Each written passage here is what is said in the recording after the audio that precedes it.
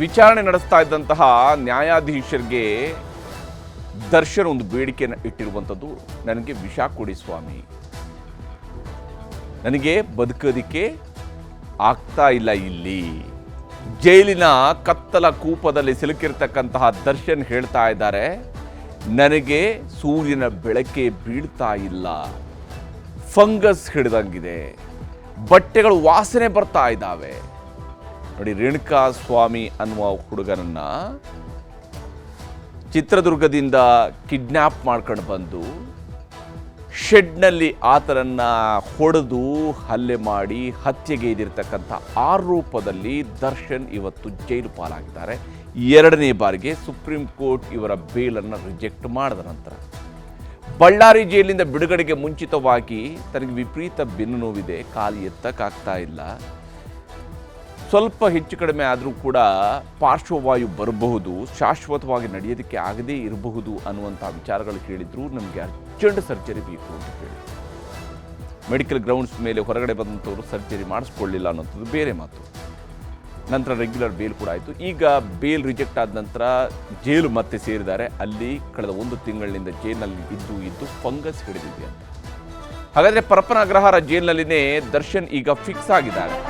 ಹಾಗಿದ್ದರೆ ಅವ್ರನ್ನ ಬಳ್ಳಾರಿ ಜೈಲಿಗೆ ಶಿಫ್ಟ್ ಮಾಡ್ತಾ ಇಲ್ಲ.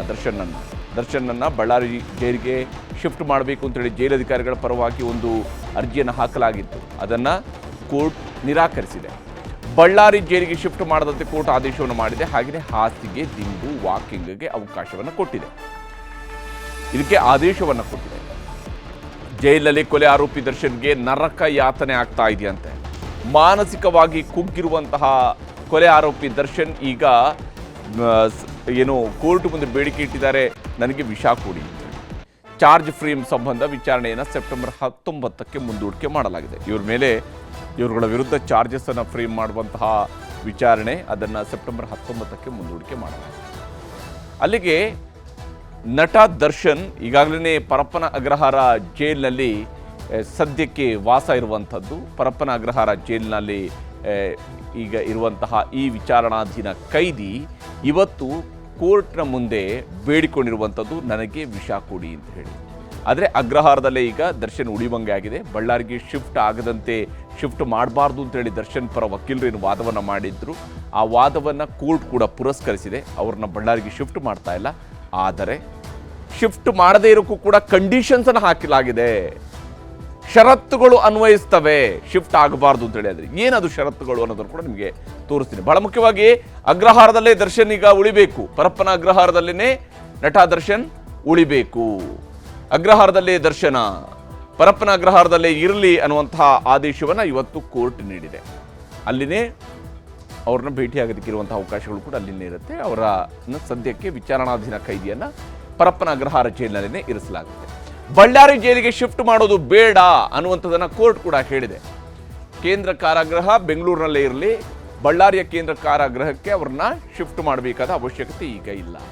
ಬಳ್ಳಾರಿಗೆ ಶಿಫ್ಟ್ ಮಾಡೋದಕ್ಕೆ ಸದ್ಯಕ್ಕೆ ಯಾವುದೇ ಸಕಾರಣಗಳಿಲ್ಲ.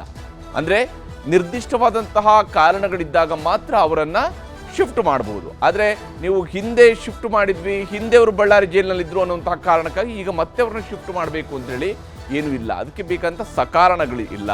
ಅವ್ರ ವಿರುದ್ಧ ಆ ರೀತಿಯಾದಂತಹ ಯಾವುದೇ ಆಪಾದನೆಗಳು ಈಗಿಲ್ಲ. ಹೀಗಾಗಿ ಅವರು ಬೆಂಗಳೂರು ಜೈಲಲ್ಲೂ ಕೂಡ ಇರಬಹುದು, ಪರಪ್ಪನ ಅಗ್ರಹಾರದಲ್ಲಿ ಇರಬಹುದು. ಹೆಚ್ಚುವರಿ ಹಾಸಿಗೆ, ದಿಂಬು ನೀಡಬೇಕು. ಜೈಲಿನಲ್ಲಿ ಮಲಗೋದಿಕ್ಕೆ ಅವರಿಗೆ ಕಷ್ಟ ಆಗ್ತಾ ಇದೆ. ಚಾಪೆಯಲ್ಲಿ ಮಲಗೋಕ್ಕಾಗಲ್ಲ. ಈ ರೀತಿಯಾದಂತಹ ಬೇಡಿಕೆಗಳನ್ನು ಇಟ್ಟಿದ್ದ ಕಾರಣಕ್ಕಾಗಿ ಕನಿಷ್ಠ ಸೌಕರ್ಯಗಳನ್ನು ಏನು ಒಬ್ಬ ವಿಚಾರಣಾಧೀನ ಕೈದಿಗೆ ಪಡ್ಕೊಳ್ಳೋದಕ್ಕೆ ಅವಕಾಶಗಳಿದಾವು, ಅದರ ಪ್ರಕಾರವಾಗಿಯೇ ಹೆಚ್ಚುವರಿ ಹಾಸಿಗೆ ಮತ್ತು ದಿಂಬನ್ನು ಅವರು ಪಡ್ಕೊಳ್ಬೋದು. ಜೈಲಿನ ಒಳಗಡೆ ಓಡಾಡೋದಕ್ಕೆ ಅವಕಾಶವನ್ನು ಅವರಿಗೆ ಕೊಡಬಹುದು. ಕೇವಲ ಬ್ಯಾರಕ್ನಲ್ಲೇ ಅವ್ರನ್ನ ಮುಚ್ಚಿಡಬೇಕು ಅಂತೇನೂ ಇಲ್ಲ. ಜೈಲಿನಲ್ಲಿ ಓಡಾಡೋದಕ್ಕೆ, ವಾಕಿಂಗ್ ಹೋಗೋದಕ್ಕಿರುವಂಥ ಅವಕಾಶಗಳೇನಿದ್ದಾವೆ, ಜೈಲ್ ಮ್ಯಾನ್ಯುವಲ್ ಪ್ರಕಾರ ಇರತಕ್ಕಂಥ ಅವಕಾಶಗಳೇನಿದ್ದಾವೆ, ಅದರ ಪ್ರಕಾರವಾಗಿ ಜೈಲಿನ ಒಳಗಡೆ ಅವರಿಗೆ ನಿರ್ದಿಷ್ಟ ಸಮಯದಲ್ಲಿ ಅವರು ಜೈಲಿನ ಒಳಗಡೆ ಓಡಾಡೋದಕ್ಕೆ ಅವಕಾಶವನ್ನು ಕೊಡಬಹುದು. ಹಾಗಾಗಿ ಜೈಲಿನಲ್ಲಿ ಅವರು ಓಡಾಡಬಹುದು ಅನ್ನೋದನ್ನು ಕೋರ್ಟ್ ಹೇಳಿದೆ. ವಾಕಿಂಗ್ 5 ಜೊತೆ ಬಟ್ಟೆ, ವಾಕಿಂಗ್ಗೆ ಹೋಗ್ಬೋದು. ಹಾಗೆಯೇ 5 ಜೊತೆ ಬಟ್ಟೆಗಳನ್ನು ಅವರು ಇಟ್ಕೊಳ್ಬೋದು. ಯಾಕೆಂದರೆ ನನ್ನ ಬಟ್ಟೆ ಎಲ್ಲ ವಾಸನೆ ಬರ್ತಾ ಇದೆ ಅಂತ ಹೇಳ್ಕೊಂಡು ಜಡ್ಜ್ ಮುಂದೆ ಅವರು ಅವಲತ್ಕೊಂಡಿದ್ರು. ಹೀಗಾಗಿ 5 ಜೊತೆ ಬಟ್ಟೆಯನ್ನು ಬಳಕೆ ಮಾಡ್ಬೋದು. ಒಂದು ವಾರಕ್ಕೆ ಅವರು ಅಂದರೆ 5 ಜೊತೆ ಬಟ್ಟೆ ಇಟ್ಕೊಳ್ಬೋದು ಅನ್ನುವಂಥದ್ದು ಆಯಿತು. 5 ಜೊತೆ ಬಟ್ಟೆ ಆದಾಗ ಅದನ್ನು ವಾಶ್ ಮಾಡಿಕೊಂಡು ಮತ್ತೆ ವಾಪಸ್ ಬಳಕೆ ಮಾಡ್ಕೊಳ್ಳೋದಕ್ಕೆ ಅವಕಾಶಗಳಿರ್ತವೆ. ಹೀಗಾಗಿ 5 ಜೊತೆ ಬಟ್ಟೆಯನ್ನು ಇಟ್ಕೊಳ್ಬೋದು. ಜೈಲು ನಿಯಮದಂತೆಯೇ ಸವಲತ್ತುಗಳನ್ನು ಕೊಡಬೇಕು. ಅಂದರೆ ಸಾಮಾನ್ಯವಾಗಿ ವಿಚಾರಣಾಧೀನ ಕೈದಿಗಳು ಜೈಲಧಿಕಾರಿಗಳಿಗೇನು ಮನವಿ ಮಾಡ್ಕೊಳ್ತಾರೆ, ಆದರೆ ಜೈಲಧಿಕಾರಿಗಳು ಅದನ್ನು ಮಂಜೂರು ಮಾಡ್ತಾರೆ. ಆದರೆ ದರ್ಶನ್ ಪ್ರಕರಣದಲ್ಲಿ ಈಗಾಗಲೇ ಸುಪ್ರೀಂ ಕೋರ್ಟ್ ಕೂಡ ಅವರಿಗೇನು ವಿಶೇಷ ಸವಲತ್ತು ಕೊಡಬೇಡಿ ಅಂತ ಹೇಳಿದ ಕಾರಣದಿಂದಾಗಿ ಅವರಿಗೆ ಯಾವುದೇ ಸವಲತ್ತು ಬೇಕಾದರೆ ಕೋರ್ಟ್ ಮೊರೆ ಹೋಗಬೇಕಂತ ಪರಿಸ್ಥಿತಿ ಬಂತು. ಆದರೆ ಕೋರ್ಟ್ ಹೇಳಿದೆ ನಿಯಮದ ಪ್ರಕಾರ ಕೊಡಿ, ವಿಶೇಷ ಸವಲತ್ತು ಅಲ್ಲ, ಇದೆಲ್ಲವೂ ಕೂಡ ನಿಯಮದ ಪ್ರಕಾರ ಇರುವಂತಹ ಸವಲತ್ತುಗಳನ್ನು ಕೊಡಬಹುದು.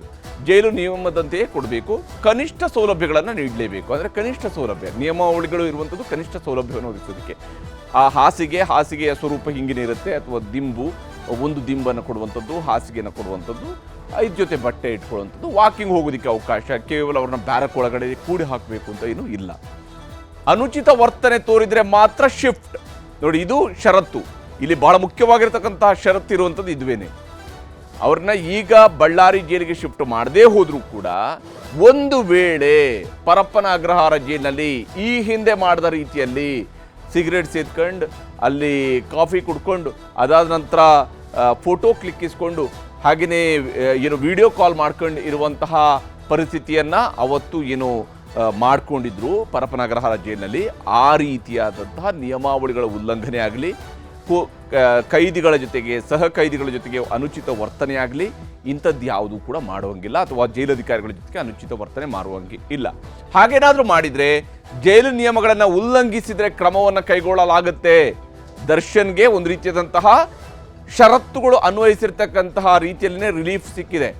ಅವರೇನಾದರೂ ಜೈಲು ನಿಯಮಗಳನ್ನು ಉಲ್ಲಂಘನೆ ಮಾಡಿದರೆ ಅವ್ರನ್ನ ಶಿಫ್ಟ್ ಮಾಡುವಂಥ ಅಧಿಕಾರವನ್ನು ಕಾರಾಗೃಹದ IGPಗೆ ಕೊಡಲಾಗಿದೆ. ಸೊ ಕಾರಾಗೃಹದ IGP ಯಾವಾಗ ಬೇಕಿದ್ರೂ ನಿರ್ಧಾರವನ್ನು ಮಾಡ್ಕೊಳ್ಬೋದು. ಮತ್ತೆ ಅವರು ಕೋರ್ಟ್ಗೆ ಅಪ್ಲೈ ಮಾಡಿನೇ ಅವ್ರು ಪರ್ಮಿಷನ್ ತಗೊಳ್ಬೇಕು ಅಂತೇಳಿ ಅಲ್ಲ, ಕಾರಾಗೃಹದ IGPಗೆ ಶಿಫ್ಟ್ ಮಾಡುವಂಥ ಅಧಿಕಾರವನ್ನು ಕೋರ್ಟ್ ಕೊಟ್ಟಿದೆ. ಕೈದಿಯ ಹಕ್ಕುಗಳನ್ನು ಗೌರವಿಸಬೇಕು ಅನ್ನೋಂಥದ್ದು ಕೂಡ ಕೋರ್ಟ್ ಹೇಳಿದೆ. ಯಾಕಂದರೆ ಅವರಿನ್ನೂ ಕೂಡ ವಿಚಾರಣಾಧೀನ ಕೈದಿ. ಹೀಗಾಗಿ ಕೈದಿಗೆ ಇರುವಂತಹ ಹಕ್ಕುಗಳು ಅಂದರೆ ಒಬ್ಬ ಮನುಷ್ಯ ಗೌರವಯುತವಾಗಿ ಜೈಲಲ್ಲೇ ಇದ್ದರೂ ಕೂಡ ಆ ಮನುಷ್ಯನಿಗೆ ಒಂದು ಗೌರವ ಇರುತ್ತೆ. ಆ ಗೌರವದ ಪ್ರಕಾರವಾಗಿ ಬದುಕೋದಕ್ಕೆ 5 ಜೊತೆ ಬಟ್ಟೆ, ವಾಕಿಂಗ್ ಹೋಗೋದಕ್ಕೆ ಅವಕಾಶ. ಅಂದರೆ ನನಗೆ ಸೂರ್ಯನ ಬೆಳಕನ್ನೇ ನೋಡಿಲ್ಲ ಅಂತೆಲ್ಲ ಹೇಳ್ತಿದ್ರಲ್ಲ, ಹೀಗಾಗಿ ಸೂರ್ಯನ ಬೆಳಕಿಗೆ ತೆರೆದುಕೊಳ್ಳಿ ಅಂತ ವಾಕಿಂಗ್ ಹೋಗೋದಕ್ಕೂ ಅವಕಾಶವನ್ನು ಕೊಟ್ಟಿದ್ದಾರೆ. ಕೈದಿಯ ಹಕ್ಕುಗಳನ್ನು ಗೌರವಿಸಬೇಕು ಅಂತ ಕೋರ್ಟ್ ಹೇಳಿದೆ. ಆದರೆ ನನಗೆ ಸ್ವಲ್ಪ ವಿಷ ಕೊಡಿ ಸಾರ್ ಅಂತೇಳಿ ಈ ಆದೇಶ ಬಂದಿದೆಯಲ್ಲ, ಇದಕ್ಕಿಂತ ಮುಂಚಿತವಾಗಿ ದರ್ಶನ್ ಕೇಳ್ಕೊಂಡಿದ್ರು. ಒಂದು ರೀತಿಯಂಥ ದಯನೀಯವಾದಂತಹ ಸ್ಥಿತಿ. ಒಬ್ಬ ಸ್ಟಾರ್, ನಿಜಕ್ಕೂ ಕೂಡ ಕನ್ನಡದ ಚಿತ್ರರಂಗದ ಮಟ್ಟಿಗೆ ಇರುವಂತಹ ದೊಡ್ಡ star Darshan, box office Sultan ಅಂತೇಳಿ ಇವ್ರನ್ನ ಕರೀತಾರೆ ಕನ್ನಡದಲ್ಲಿ. ಆದರೆ ಇಂತಹ ಬಾಕ್ಸ್ ಆಫೀಸ್ ಸುಲ್ತಾನ್ ಎದುರಿಸ್ತಾ ಇರುವಂಥ ಆರೋಪ ಕೊಲೆ ಆರೋಪಿ ಆಗಿರ್ತಕ್ಕಂತಹ ದರ್ಶನ್ ಅದಾದ ನಂತರ ಮಿಡ್ಲಲ್ಲಿ ಜಾಮೀನನ್ನು ಪಡ್ಕೊಂಡು ಬಂದರು, ಸಿನಿಮಾ ಶೂಟಿಂಗ್ ಮುಗಿಸಿದ್ರು, ತಮ್ಮ ಫ್ಯಾಮಿಲಿ ಜೊತೆ ಟೈಮ್ ಸ್ಪೆಂಡ್ ಮಾಡಿದ್ರು, ಇದೆಲ್ಲವೂ ಕೂಡ. ಆದರೆ ಈಗ ಕಳೆದ 1 ತಿಂಗಳಿನಿಂದ ಜೈಲಿನಲ್ಲಿರ್ತಕ್ಕಂತಹ ದರ್ಶನ್ ಅತ್ಯಂತ ದಯನೀಯ ಸ್ಥಿತಿಗೆ ತಲುಪಿರುವಂಥ ಸ್ಪಷ್ಟ ಇದೆ. ಬೆಳಗ್ಗೆ ವಿಚಾರಣೆ ಶುರುವಾಗ್ತಾ ಇದ್ದಂತೆಯೇ ವಿಷ ಕೇಳಿದ್ರು ದರ್ಶನ್. ವಿಚಾರಣೆ ಶುರುವಾಗ್ತಾ ಇದ್ದಂತೆಯೇ ವಿಷ ಕೇಳಿದ್ದಾರೆ. ನನಗೆ ಸ್ವಲ್ಪ ವಿಷ ಕೊಡಿ ಅಂತ ಕೇಳಿದ್ದಾರೆ. ವಿಷ ಕೊಡೋದಕ್ಕೆ ಜೈಲಧಿಕಾರಿಗಳಿಗೆ ಹೇಳಿ ಸಾರ್ ಅಂತೇಳಿ ಜಡ್ಜ್ಗೆ ಮನವಿಯನ್ನು ಮಾಡ್ಕೊಂಡಿದ್ದಾರೆ. ಬೇರೆ ಯಾರಿಗೂ ಅಲ್ಲ, ನನಗೊಬ್ಬನಿಗೆ ಆದರೂ ಕೊಡಿಸಿ ಸಾರ್ ಅಂತ ಹೇಳಿದ್ದಾರೆ. ನನಗೆ ಬದುಕೋದಕ್ಕೆ ಕಷ್ಟ ಆಗ್ತಿದೆ ಅಂತ ಹೇಳಿದ್ದಾರೆ. ಅಕ್ಷರಶಃ ದಯನೀಯ ಸ್ಥಿತಿಗೆ ಇಳಿದಿರುವಂಥದ್ದು.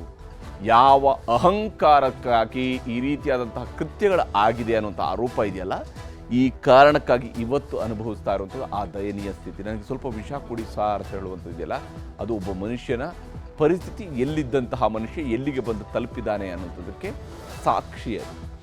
ಬಟ್ಟೆಗಳು ವಾಸನೆ ಬರ್ತಾ ಇದ್ದಾವೆ. ಯಾಕೆ ಅವರು ವಿಷ ಕೇಳ್ತಿದ್ದಾರೆ ಅಂತ ಹೇಳಿದ್ರೆ, ನನ್ನ ಬಟ್ಟೆಗಳು ವಾಸನೆ ಬರ್ತಾ ಇದ್ದಾವೆ, ಬಟ್ಟೆಯನ್ನು ಚೇಂಜ್ ಮಾಡ್ಕೊಳ್ಳೋದಕ್ಕೆ ಬಿಡ್ತಾ ಇಲ್ಲ, ಫಂಗಸ್ ಆಗ್ತಾ ಇದೆ, ಕೈಗಳಲ್ಲಿ ಫಂಗಸ್ ಆಗ್ತಾ ಇದೆ. ಅಂದರೆ ಆ ನೆರಳಿನಲ್ಲೇ ಇದ್ದಾಗ, ಬಿಸಿಲಿಗೆ ನಮ್ಮ ಬಾಡಿ ತೆರೆದುಕೊಳ್ಳದೆ ಇದ್ದಾಗ ಅಟ್ಯಾಕ್ ಆಗುವಂತಹ ಫಂಗಸ್, ಅದು ಆ ಫಂಗಸ್ ಬರ್ತಾ ಇದೆ. ಜೈಲಿನ ಒಳಗಡೆ ಓಡಾಡೋದಕ್ಕೆ ಅವಕಾಶವೂ ಕೂಡ ಸಿಗ್ತಾ ಇಲ್ಲ, ನನಗೆಲ್ಲೂ ಕೂಡ ಓಡಾಡೋದಕ್ಕೂ ಅವಕಾಶವನ್ನು ಕೊಡ್ತಾ ಇಲ್ಲ ಅನ್ನುವಂಥದ್ದನ್ನು ಹೇಳ್ಕೊಂಡಿದ್ದಾರೆ. ಸೂರ್ಯನನ್ನು ನೋಡಿ ತಿಂಗಳಾಗಿದೆ ಅಂತ. ನೋಡಿ, ಎಲ್ಲಿದ್ದಂತಹ ಮನುಷ್ಯ ಎಲ್ಲಿಗೆ ಬಂದು ತಲುಪಿದ್ದಾನೆ ಅಂತ. ಸೂರ್ಯನನ್ನು ನೋಡಿ ತಿಂಗಳಾಗಿದೆ ಅಂತ ಹೇಳ್ಕೊಂಡಿದ್ದಾರೆ. ಅಷ್ಟರ ಮಟ್ಟಿಗೆ ದರ್ಶನ್ ಇಳಿದು ಹೋಗಿರೋದು ಸ್ಪಷ್ಟ ಇದೆ. ಕೊಳಕಿದ್ರೂ ಕೂಡ ಅಲ್ಲಿ ಮಲಗೋದಿಕ್ಕೆ ಹೇಳ್ತಾ ಇದ್ದಾರೆ. ಆ ಬ್ಯಾರಕ್ನ ಒಳಗಡೆ ಕೊಳಕಿದ್ರೂ ಕೂಡ ಅಲ್ಲೇ ಹೋಗಿ ಮಲಕ ಅಂತ ಹೇಳ್ತಾ ಇದ್ದಾರೆ ಅಂತ ಹೇಳಿ. ಅಷ್ಟು ದಯನೀಯ ಸ್ಥಿತಿಯಲ್ಲಿ ತಾನಿದ್ದೀನಿ ಅಂತ ಹೇಳೋದನ್ನ ದರ್ಶನ್ ವಿವರಿಸ್ಕೊಂಡಿದ್ದಾರೆ. ನಿತ್ಯವೂ ನರಕ ಅನುಭವಿಸ್ತಾ ಇದ್ದೇನೆ ನಾನು, ನನ್ನ ಪರಿಸ್ಥಿತಿ ನರಕಕ್ಕೆ ಸಮಾನ ಆಗಿದೆ. ನಿತ್ಯವೂ ಕೂಡ ನಾನು ನರಕವನ್ನು ಅನುಭವಿಸ್ತಾ ಇದ್ದೀನಿ. ಊಟವನ್ನು ಎಸಿತಾ ಇದ್ದಾರೆ, ಊಟವನ್ನು ಕೊಡ್ತಾ ಇಲ್ಲ, ಬದಲಿಗೆ ಎಸಿತಾ ಇದ್ದಾರೆ ನನಗೆ ಅನ್ನುವಂತಹ ಮಾತನ್ನು ದರ್ಶನ್ ಹೇಳ್ಕೊಂಡಿದ್ದು. ಊಟದ ಬದಲು ಸ್ವಲ್ಪ ವಿಷ ಕೊಡಿಸ್ಬಿಡಿ ಅಂತ ಹೇಳ್ಕೊಂಡು ನೋವಿನಲ್ಲಿ ಹೇಳ್ಕೊಂಡಿದ್ದಾರೆ. ಇದೊಂದು ರೀತಿಯಲ್ಲಿ ಸಿನಿಮಾ ಡೈಲಾಗ್ ರೀತಿಯಲ್ಲೂ ಕೂಡ ಇದೆ. ಊಟದ ಬದಲು ನನಗೆ ವಿಷ ಕೊಡಿ ಅಂತ ಹೇಳ್ತಾ ಇರುವಂಥದ್ದು ಸಿನಿಮಾದ ಡೈಲಾಗ್ ರೀತಿಯಲ್ಲೂ ಕೂಡ ಇದೆ. ಆದರೆ ಈ ಡೈಲಾಗ್ಗಳನ್ನು ಕೋರ್ಟ್ ಗಣನೆಗೆ ತೆಗೆದುಕೊಳ್ಳೋದಿಲ್ಲ, ಹಾಗೆಲ್ಲ ಮಾತಾಡಬಾರ್ದು ಅನ್ನೋದು ಕೂಡ ಕೇಳಿದ್ದಾರೆ. ಬೇರೆಯವರಿಗೆ ಬೇಡ, ನನಗೊಬ್ಬನಿಗೆ ವಿಷ ಕೊಡಿ ಅಂತ ಹೇಳ್ಕೊಂಡು ಕೇಳಿದ್ದಾರೆ. ಬೇರೆಯವರಿಗೆ ಯಾರಿಗೂ ಬೇಡ, ನನಗೊಬ್ಬನಿಗೆ ವಿಷ ಕೊಡಿ ಅಂತೇಳಿ ಸಿನಿಮಾದ ಡೈಲಾಗ್ ಸ್ವರೂಪದಲ್ಲಿದೆ ಈ ಡೈಲಾಗನ್ನು ಹೊಡೆದಿದ್ದಾರೆ ಅವರು ಜಡ್ಜ್ ಮುಂದೆ. ಆದರೆ ಇದು ಏನೇ ಡೈಲಾಗ್ ಆದರೂ ಕೂಡ ಸದ್ಯದ ದರ್ಶನ್ ಪರಿಸ್ಥಿತಿಯು ಕೂಡ ಅಷ್ಟೇ ದಯನೀಯವಾಗಿದೆ ಅನ್ನೋದು ಕೂಡ ಸ್ಪಷ್ಟ ಇದೆ. ಯಾಕಂದರೆ ಕೋರ್ಟ್ ಈ ಜೈಲಿನ ಒಳಗಡೆ ಇರುವಂಥದ್ದು ಅದು ಸುಪ್ರೀಂ ಕೋರ್ಟ್ನ ಡೈರೆಕ್ಷನಲ್ಲಿ ವೆರಿ ಸ್ಟ್ರಿಕ್ಟಾಗಿ ಏನೇನು ಫಾಲೋ ಮಾಡಬೇಕು ಅಂತ ಹೇಳಿದಾರಲ್ಲ, ಅದಾದ ನಂತರ ಅಂತೂ ಅಧಿಕಾರಿಗಳು, ಜೈಲಧಿಕಾರಿಗಳು ಕೂಡ ದರ್ಶನ್ಗೆ ವಿಶೇಷ ಆತಿಥ್ಯವನ್ನು ಕೊಡೋದಕ್ಕೆ ಭಯ ಪಡ್ತಿರುವಂಥ ಸ್ಪಷ್ಟ ಆಗಿದೆ. ಈಗ ವಿಷ ಕೊಡಿ ಸರ್ ಅಂತ ಇವರು ಕೇಳ್ತಾ ಇರುವಂಥದ್ದನ್ನು ಗಮನಿಸಿದ ಒಂದು ಅಂಶ, ಒಂದು ಡೌಟ್ ಬರುವಂಥದ್ದು ಏನು ಗೊತ್ತಾ, ಹಾಗಾದರೆ ಮೊದಲ ಬಾರಿ ಇವರು ಜೈಲಿನಲ್ಲಿದ್ದಾಗ ಭಾಳ ಆರಾಮಾಗಿದ್ರಾ, ಭಾಳ ಆರಾಮಾಗಿ ಓಡಾಡ್ಕೊಂಡಿದ್ರಾ, ಈಗ ಕತ್ತಲೆ ಕೂಪದಲ್ಲಿ ಇಳಿದಾರಾ, ಈ ಅನುಮಾನವೂ ಕೂಡ ಬರುತ್ತೆ. ಇಲ್ಲಿ ರಾಜಾತಿಥ್ಯದಿಂದ ಈಗ ನರಕ ತಲುಪಿದ್ದು ಹೇಗೆ ಅನ್ನೋದನ್ನು ನಾವು ಗಮನಿಸಬೇಕು. ಐಷಾರಾಮಿ ಜೀವನ ನಡೆಸಿದಂಥ ದರ್ಶನ್ ಈಗ ಜೈಲಿನಲ್ಲಿ ವಿಲವಿಲ ಒದ್ದಾಡ್ತಾ ಇದ್ದಾರೆ. ತನಗೆ ಬೇಕಾದಾಗ ಬೇಕಾದ ರೀತಿಯಲ್ಲಿ ಬೇಕಾದ ಕಡೆಗೆ ಬೇಕಾದ ಸ್ವರೂಪದಲ್ಲಿ ಹೋಗಿ ಓಡಾಡ್ತಾ ಇದ್ದಂತಹ ನಟ ದರ್ಶನ್ ಈಗ ಜೈಲಿನ ಒಳಗಡೆ ವಿಲವಿಲ ಒದ್ದಾಡ್ತಾ ಇದ್ದಾರೆ. ನಿಜಕ್ಕೂ ಕೂಡ ಮಾಡಬಾರ್ದ ತಪ್ಪನ್ನು ಮಾಡಿದರೆ ಏನು ಆಗುತ್ತೆ ಅನ್ನೋದಕ್ಕೆ ಇದೊಂದು ಬೆಸ್ಟ್ ಎಕ್ಸಾಂಪಲ್ ನಮ್ಮ ಕಣ್ಣ ಮುಂದೆ ನಡೀತಾ ಇರುವಂತಹ ಈ ವಿದ್ಯಮಾನ. ಪರಪ್ಪನ ಅಗ್ರಹಾರ ಜೈಲಿನಲ್ಲಿ ದರ್ಶನ್ಗೆ ಯಾವುದೇ ರೀತಿಯಂಥ ರಾಜಾತಿಥ್ಯವೂ ಕೂಡ ಇಲ್ಲ. ಲಾಸ್ಟ್ ಟೈಮ್ ನೋಡಿ, ಹಿಂಗೆ ಆರಾಮಾಗಿ ಕೈಯಲ್ಲಿ ಒಂದು ಕಪ್ ಕಾಫಿ, ಇನ್ನೊಂದು ಕೈಯಲ್ಲಿ ಸಿಗರೇಟು, ಕೂತ್ಕೊಳ್ಳೋಕ್ಕೆ ಚೇರು, ಭಾಳ ಆರಾಮಾಗಿ ಅಕ್ಕಪಕ್ಕದಲ್ಲಿ ಕೂತ್ಕೊಳ್ಳೋದಕ್ಕೆ ಒಡ್ಡೋಲಗ, ಇವೆಲ್ಲವೂ ಕೂಡ ಇತ್ತು. ಆದರೆ ಈಗ ಅದ್ಯಾವುದೂ ಇಲ್ಲ, ಎಲ್ಲವೂ ಬಂದಾಗಿದೆ. ಜೈಲಾಧಿಕಾರಿ ಸಿಬ್ಬಂದಿ ತಲೆದಂಡವಾಗಿದ್ದ ಕಾರಣಕ್ಕಾಗಿ ಕಠಿಣ ನಿಯಮಗಳನ್ನು ಈಗ ಜೈಲಧಿಕಾರಿಗಳು ಕೂಡ ಪಾಲನೆ ಮಾಡ್ತಿದ್ದಾರೆ. ಯಾಕಂದರೆ ಅವ್ರಿಗೆ ಗೊತ್ತು, ಇವತ್ತಲ್ಲ ನಾಳೆ ಈ ಮನುಷ್ಯನಿಗೆ ರಾಜಾತಿಥ್ಯ ಕೊಟ್ಟರೆ ಅದು ಹೊರಗಡೆ ಹೋಗುತ್ತೆ, ಮಾಹಿತಿ ಹೊರ ಲೀಕ್ ಆಗೇ ಆಗುತ್ತೆ. ಆ ಸಂದರ್ಭದಲ್ಲಿ ಅದರ ಕಷ್ಟವನ್ನು ತಾವು ಅನುಭವಿಸಬೇಕು ಅಂತೇಳಿ ಆ ಅಧಿಕಾರಿಗಳಿಗೂ ಕೂಡ ಈಗ ಸ್ವಲ್ಪ ಬುದ್ಧಿ ಬಂದಿದೆ. ಹೀಗಾಗಿ ಜೈಲೂಟ ತಿನ್ನಲಾಗದೆ ಸರಿಯಾದ ನಿದ್ರೆ ಇಲ್ಲದೆ ಪರದಾಡುವಂತಹ ಪರಿಸ್ಥಿತಿ ದರ್ಶನ್ಗೆ ನಿರ್ಮಾಣ ಆಗಿದೆ. ದರ್ಶನ್ ನಿಜಕ್ಕೂ ದಯನೀಯವಾದಂತಹ ಸ್ಥಿತಿಯಲ್ಲಿರುವಂಥದ್ದು ಇದೇ ಕಾರಣಕ್ಕಾಗಿ. ಸರಿಯಾಗಿ ನಿದ್ದೆ ಬರ್ತಾ ಇಲ್ಲ, ಊಟ ಮಾಡೋಕ್ಕಾಗ್ತಾ ಇಲ್ಲ, ಮನೆ ಊಟ ಇಲ್ಲ, ಜೈಲಿನ ಊಟನೇ ಮಾಡಬೇಕು, ಹೀಗಾಗಿ ಕಷ್ಟಪಡ್ತಾ ಇದ್ದಾರೆ. ಜೈಲೂಟ ಒಗ್ಗದೆ ದರ್ಶನ್ ತೂಕದಲ್ಲಿಯೂ ಕೂಡ ಇಳಿಕೆ ಆಗಿದೆ ಅಂತ ಹೇಳುವಂಥದ್ದು ಸದ್ಯಕ್ಕಿರುವಂತಹ ಮಾಹಿತಿ. ಆದರೆ ಕಳೆದ ಬಾರಿ ಕೂಡ ಹಿಂಗೆ ತೂಕ ಇಳಿಕೆ, ಮೊದಲಿಗೆ ತೂಕ ಇಳಿಕೆ ಆಯಿತು ಅಂತಾಯಿತು, ನಂತರ ಸೊಂಟ ನೋವು ಅಂತಾಯಿತು, ಅದಾದ ಮೇಲೆ ಮೆಡಿಕಲ್ ಗ್ರೌಂಡ್ ಮೇಲೆ ಬೇಲ್ ಪಡ್ಕೊಳ್ಳೋದಕ್ಕೆ ಪ್ರಯತ್ನವನ್ನು ಕೂಡ ಕ್ರಿಯೇಟ್ ಮಾಡ್ಕೊಂಡಿದ್ರು. ಈ ಬಾರಿಯೂ ಕೂಡ ಹಾಗೇನೇ ಆಗ್ತಾ ಇದೆಯಾ ಗೊತ್ತಿಲ್ಲ. ಆದರೆ ಸದ್ಯಕ್ಕಂತೂ ದರ್ಶನ್ಗೆ ತೂಕದಲ್ಲಿ ಇಳಿಕೆ ಆಗಿದೆ ಅನ್ನುವಂತಹ ಮಾಹಿತಿ ಇದೆ. ಏಕಾಂಗಿಯಾಗಿ ಕುಳಿತು ಚಿಂತಾಕ್ರಾಂತನಾದಂತಹ ದರ್ಶನ್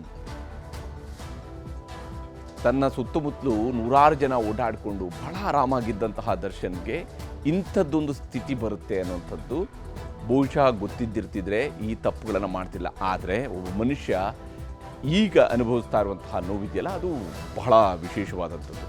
ಸಹ ಕೈದಿಗಳೊಂದಿಗೂ ಕೂಡ ಮಾತನಾಡದೆ ಮಂಕಾಗಿ ದರ್ಶನ್ ಕುಳಿತಿದ್ದಾರಂತೆ. ಇದು ಸದ್ಯದ ದರ್ಶನ್ನ ಪರಿಸ್ಥಿತಿ ಜೈಲಿನ ಒಳಗಡೆ. ವಾರಕ್ಕೆ 2 ಬಾರಿ ಮಾತ್ರ ಕುಟುಂಬಸ್ಥರ ಭೇಟಿಗೆ ಅವಕಾಶ ಸಿಗ್ತಾ ಇದೆ. ಮುಂಚೆ ಆಲ್ಮೋಸ್ಟ್ ಲೈಕ್ 2 ದಿವಸಕ್ಕೊಂದ್ಸಲ ಬಂದು ಅವರ ಫ್ರೆಂಡ್ಸ್ ಬರೋದೇನೋ, ಅವ್ರು ಬರೋದೇನೋ, ಇವ್ರು ಬರೋದೇನೋ, ಇದೆಲ್ಲ ನಡೀತಿತ್ತು. ಈಗ ಹಂಗಿಲ್ಲ, ವಾರಕ್ಕೆ 2 ಬಾರಿ ಮಾತ್ರ. ಏನು ಉಳಿದ ಕೈದಿಗಳಿಗೆ ಹೇಗೆ ವಾರಕ್ಕೆ 2 ಬಾರಿ ಮಾತ್ರ ಕುಟುಂಬಸ್ಥರು ಬರಬಹುದು, ಹಾಗೆಯೇ ದರ್ಶನ್ಗೂ ಕೂಡ ವಾರಕ್ಕೆ 2 ಬಾರಿ ಮಾತ್ರ ಕುಟುಂಬಸ್ಥರು ಬಂದು ಭೇಟಿಯಾಗೋಕ್ಕೆ ಅವಕಾಶ ಕೊಡಲಾಗಿದೆ. ರಾಜಾತಿಥ್ಯ ಪಡೆದಂತಹ ದರ್ಶನ್ಗೆ ಸವಲತ್ತು ಸಿಗದೆ ಈಗ ನರಕ ಯಾತನೆಯನ್ನು ಅನುಭವಿಸುವಂತಹ ಪರಿಸ್ಥಿತಿ ನಿರ್ಮಾಣ ಆಗಿದೆ ಜೈಲಿನ ಸೆಲ್ನ ಒಳಗಡೆ. ಕೋರ್ಟ್ ಆದೇಶದಂತೆ ಕನಿಷ್ಠ ಸವಲತ್ತು ಮಾತ್ರ ಪೂರೈಕೆ ಇವತ್ತಿನಿಂದ ಆಗತ್ತೆ, ನಾಳೆಯಿಂದ ಆಗತ್ತೆ. ಕನಿಷ್ಠ ಸವಲತ್ತುಗಳ ಪೂರೈಕೆ ಆಗತ್ತೆ ನಟ ದರ್ಶನ್ಗೆ. ಅಂಥದ್ದೊಂದು ಸ್ಥಿತಿಯನ್ನು ಸದ್ಯಕ್ಕೆ ನಟ ದರ್ಶನ್ ಎದುರಿಸ್ತಾ ಇದ್ದಾರೆ. ಇದು ಸದ್ಯಕ್ಕೆ ದರ್ಶನ್ ಅವರ ಪರಿಸ್ಥಿತಿ. ಅದರ ಕಡೆಗೂ ಕೂಡ ಅವ್ರನ್ನ ಶಿಫ್ಟ್ ಮಾಡಬೇಕಾದಂಥ ಅಗತ್ಯತೆ ಇಲ್ಲ ಅಂತ ಹೇಳಿ ಕೋರ್ಟ್ ಹೇಳಿದ್ರಿಂದಾಗಿ ಅಷ್ಟರ ಮಟ್ಟಿಗೆ ದರ್ಶನ್ ಸೇಫ್. ಯಾಕಂದರೆ ಇಲ್ಲೇ ಹೋಗಿರ್ತಿದ್ರೆ ಇಲ್ಲಿಂದ ಬಳ್ಳಾರಿ ಜೈಲಿಗೆ ಶಿಫ್ಟ್ ಆಗಬೇಕಾಗಿತ್ತು. ಯಾಕಂದರೆ ಬಳ್ಳಾರಿ ಜೈಲು ಸಹಜವಾಗಿಯೇ ದರ್ಶನ್ಗೆ ದೊಡ್ಡ ಮಟ್ಟದ ನರಕ ದರ್ಶನವನ್ನು ಕಳೆದ ಬಾರಿ ಮಾಡಿಸಿದೆ ಅನ್ನೋದ್ರಲ್ಲಿ ಯಾವುದೇ ಅನುಮಾನಗಳಿಲ್ಲ. ಈಗ ಹೀಗಾದರೂ ಮಾಡಿ ಅಲ್ಲಿಂದ ತಪ್ಪಿಸ್ಕೊಂಡಲ್ಲ ಅನ್ನುವಂತಹ ರಿಲೀಫ್ ಅನ್ನುವಂಥದ್ದನ್ನು ಬಿಟ್ಟರೆ ಉಳಿದಂತೆ ಮತ್ತೆ ಅದೇ ಕತ್ತಲ ಕೂಪದರೆ, ಅದೇ ಜೈಲಿನ ಕೂಪದ ಒಳಗಡೆ ಕಾಲ ಕಳಿಬೇಕಾದಂಥ ಪರಿಸ್ಥಿತಿಯಲ್ಲಿ ನಟ ದರ್ಶನ್ ಇರುವಂಥದ್ದು.